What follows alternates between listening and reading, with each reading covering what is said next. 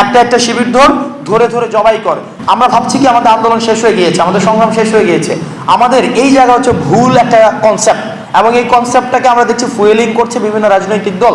আপনাদের একটা জায়গায় দেখা যাবে কি, আমরা এই যে রাজনৈতিক দলগুলো মতের ঊর্ধ্বে উঠে আমাদের দেখেন বিএনপি গত 16 বছর ধরে যেইভাবে আপনার ফেসিস্ট গভর্নমেন্টের এগেনস্টে একটা প্রতিরোধ করেছে, সেটা তাৎপর্যপূর্ণ। নিশ্চয়ই এটা নিঃসন্দেহে এই ধরনের রেজিস্ট্যান্স অন্য কোনো রাজনৈতিক দল বিগত সময় দেখিয়েছে কিনা সেটা হচ্ছে আমাদেরকে সার্চ করে দেখতে হবে। কিন্তু বিএনপি সেই জায়গায় নিঃসন্দেহে একটি তাৎপর্যপূর্ণ ভূমিকা রেখেছে, জামাত তাৎপর্যপূর্ণ ভূমিকা রেখেছে।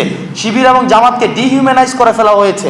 একটা একটা শিবির ধরে ধরে জবাই কর, এই সেন্টেন্সকে নর্মালাইজ করে ফেলা হয়েছে। অর্থাৎ একটা ন্যূনতম হিউম্যান ডিগনিটি যে একটা মানুষের থাকা উচিত, শিবির করলে সেটাও থাকবে না, এটাকেও নর্মালাইজ করে ফেলা হয়েছে। তাহলে দেখেন বিভিন্ন রাজনৈতিক দলমতের ঊর্ধ্বে উঠে এই আন্দোলনে কিন্তু সবাই নেমে আসছে। এখন এই আন্দোলন পরবর্তী সময়ে আমাদেরকে ভাগ করে ফেলা হয়েছে। এটা খুবই একটা ডিস্ট্রাকশনের সময় আমরা সবাই একসাথে চলে আসছিলাম, এখন কনস্ট্রাকশন যখন হবে তখন আমরা আলাদা করে ফেলা হয়েছে। যেমন 47 পরবর্তীতে এটা হয়েছে, 71 পরবর্তীতে এটা হয়েছে, 90 পরবর্তীতে এটা হয়েছে।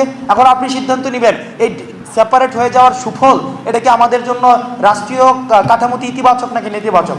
এখন আমি রাজনৈতিক দলগুলোর প্রতি আহ্বান জানাবো, আমরা যেভাবে এই ফ্যাসিস্ট সরকারকে হটানোর জন্য আপনারা 16 বছর ধরে যেভাবে অপ্রতিরোধ্যভাবে আপনারা সংগ্রামটা চালিয়ে গিয়েছেন, এবং যেটাকে আমরা বলি ক্লাইম্যাক্স পিরিয়ডে আমরা সবাই একসাথে হয়েছিলাম, ঠিক রাষ্ট্র পুনর্গঠনের জন্য আপনারা সবাই একসাথে হবেন।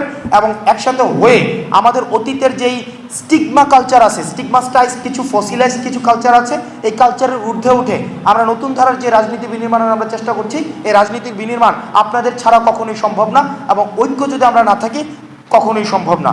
সুতরাং আমাদের সমন্বিত কার্যক্রম লাগবে, এবং আন্দোলনের যে দ্বিতীয় ধাপটি রয়েছে এই যে রাষ্ট্র পুনর্গঠন, এই রাষ্ট্র পুনর্গঠনের আমাদের ঐক্যবদ্ধ ভূমিকা লাগবে।